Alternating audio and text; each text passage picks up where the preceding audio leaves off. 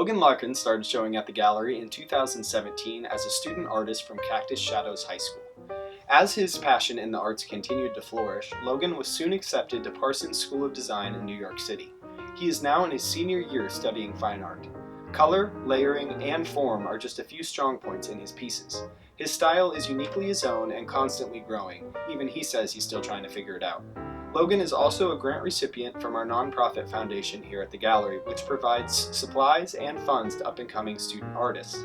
From this grant, he was able to purchase supplies during the pandemic and continue to create while completing the remainder of his school year virtually. Overall, Logan and his family have been huge supporters of the gallery for years, and we greatly appreciate their enthusiasm in the arts. So today we will be interviewing Logan Larkin. Thank you for taking time out of your day to answer some of my questions. Thank you. Hello. So first off, tell us a little bit about how you found the gallery and why you submitted to us. Yeah, totally. Let's see here. I feel like it was almost 5 or 6 years ago now. I think I was maybe my sophomore or junior year of high school, and I had just started really taking art seriously, and I'd been making larger paintings, and my parents were upset because I was starting to fill the house up with all these paintings that were what are you gonna do with these? Do you have a plan? Do you have anything you want to do with them? I was like, I mean, I could try and reach out to people and try to sell them and stuff, but I mean, when you're 16 years old, it doesn't really seem possible, you know?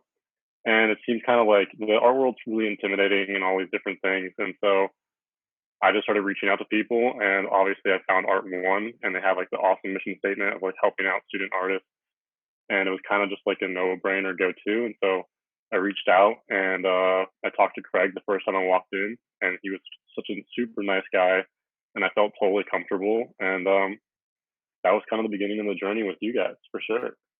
So how do you feel about going back to Parsons in New York? I mean, it's crazy. It really is crazy. I mean, as everyone probably knows, we're in really unprecedented times. It's just kind of super bizarre, and everyone's handling it in their own way. And it's kind of freaky and kind of scary to go back to New York City.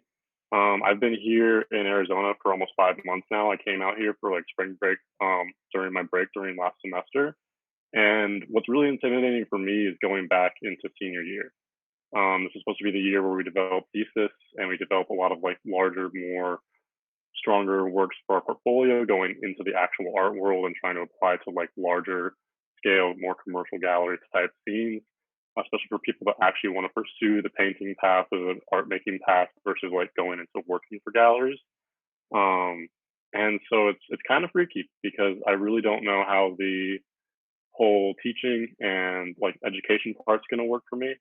Learning online, it's not super difficult. I feel like a lot of people, especially in our age group, are used to looking up YouTube videos and learning themselves and teaching themselves. So I feel like I have that advantage, but at the same time, I really take into account it's so important for me to have in-person relationships with my professors, my peers, and all those different things. So it's I'm really worried it's going to be really isolated, especially in New York City, where it's kind of the epicenter, or has been the epicenter. It's been getting better, so I'm a little bit less nervous about it. I'm living with 3 of my friends I've been living with for 3 years now, so I feel comfortable going back, but at the same time, I'm just anything's possible. Where it comes to I really don't know if it's going to get worse or better, or a lot of good things could come from it, a lot of bad things could come from it, and I'm just really trying to take an optimistic approach with moving back to the city and going back to school. So speaking of going back to school, you said you're going to be working on your thesis. Can you tell us a little bit about that? Or if not, you can tell us what you're excited about. Yeah, totally. I mean, senior thesis this year was I had a whole plan. I had started working on it, especially last semester in spring, which got cut short, obviously, because of the whole COVID-19 thing that went down. I've been trying to work on work that's more comprehensive, well built together, and I do a lot of experimentation. A lot of my artwork is focused around experimentation and doing work that just kind of comes from myself and doesn't really have any direct path a lot of the times. And so I've been working with my professors and trying to get more of an idea of what I really feel passionate about and what I really want to bring out through my artwork. And so the senior thesis is going to be kind of really doing a lot of research, doing a lot of planning, which is something that I've done before, but never to an extent where it's like I'm building a whole body of work, 10 to 15 to 20 pieces around this entire idea. It's going to take a lot of focus, which I'm also kind of hesitant about because it's like I really enjoy experimenting. I really enjoy going wherever I feel like the art is taking me, which I had planned to continue doing. I planned to build my thesis around, but it's just something that's like, it's kind of nerve wracking because it's something that I haven't ever really, really taken the time to just really solidify a body of work that kind of has an entire composite message, you know? Have you always been creative?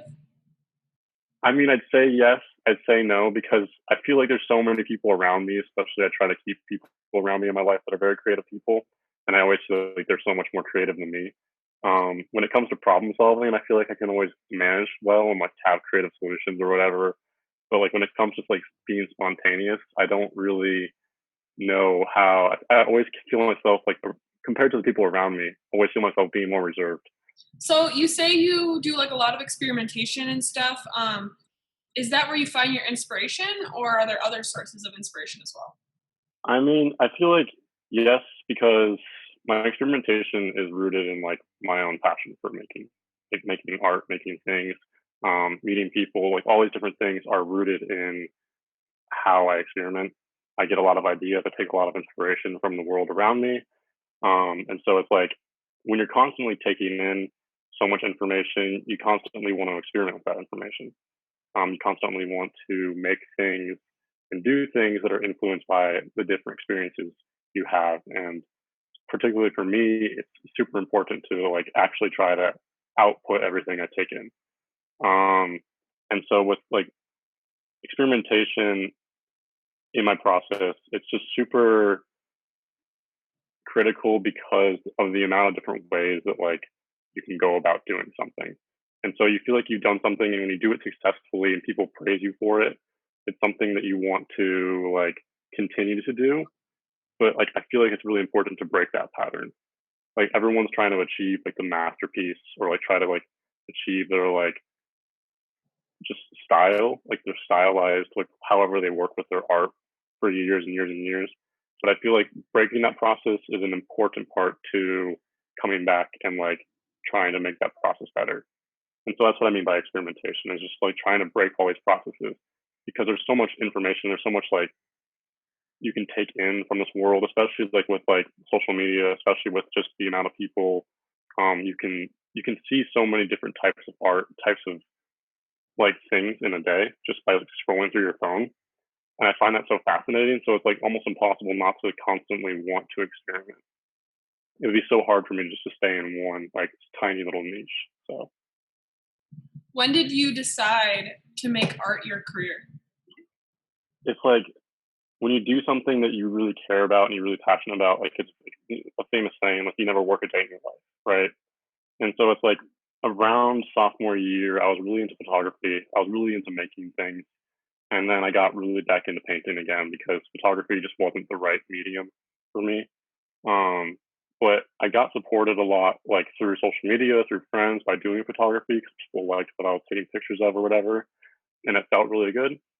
And so when I started painting again, I kind of got that same response, and I was like, "Wow, I really enjoy doing this. This is something that I could do forever and never be upset with." You know, I feel like if I try to stick to a different career path, there's so many cool things you can do in life, and I just wanted to do something that I always knew I would be confident and passionate about doing. And that's when like I was like, okay, I'm gonna just do it. I'm gonna go to college for this. You don't need to go to college for anything you're passionate about. I don't think that's a thing at all. But for me, it was just kind of like an obvious career path, especially because I wanted to get to New York City and live that entire lifestyle. And so, yeah, as soon as I was like, this is something I really enjoy, it's something I feel good about and makes me feel good, and it helps me mentally in so many different ways. It's just something I was like, okay, this is the thing for me. What has showing in a gallery taught you? It's taught me a lot. It's taught me a lot about thinking about just how to present my work. Especially with art one, it's like the work is like right there. People can like kind of page through it and they can handle it a little bit more than you would in like a typical commercial gallery. And so it's something that like it changed, especially for me, quickly. Um, it matured my mindset on like thinking about how people see my artwork. You know, how you sign your work, how you frame your work, how the work is hung, how the work is stretched, all these different things. Like you don't want to have like a super loose canvas. That's not good. If you're someone handling it and the canvas is like wobbling, you're like, oh gosh, this is horrible. If the wood is warped, I mean, I don't know. You think about so many different things when people. I think the most important thing when you start showing with a gallery is that you start having people look at your work, and you have a lot of people looking at your work, and you have people that work at the gallery who have seen so many different artists and seen so many different artwork come in and out, and they just know what works and they know what's right. And so it's like it just changes, it matures your whole perspective on art really, really rapidly. And I'm super grateful for having worked with Art One and everyone because they've given me a lot of insight that I feel like I had going into college that a lot of other students that I was like in my peer group with they did not have, and that was super. It felt good. I mean, being with the gallery and having someone represent your work in general just raises your confidence, especially when you sell your first piece or sell some work. It's so exciting. It's just like a really amazing thing to do. Who is your greatest support system and how have they helped you? There's a lot of people. There's a lot of people. I feel like. I mean, first of all, my parents have always been there for me. They've always pushed my creative practice. They've enabled my artwork in a lot of ways because they were able to supply me with like some of my first paint supplies, some of my first creative materials. When I got passionate about it, I remember like getting a bunch of art supplies for Christmas. That was super cool. And I don't know, they've always supported me. They're supporting me in college right now. They support my vision, my career path, and all these things. I feel like that's like something that I take for granted every single day, just having that kind of support system.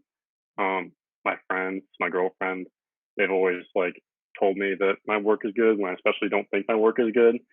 Um, and like I always feel like I need to be. I mean, you're your own worst critic, and so having people around you that support at least you, especially not like necessarily your artwork or what you do, but like support your vision or what you want to try and achieve is really important. And I've always been super supported by my friends, my family, which is just it's amazing to have that kind of support network.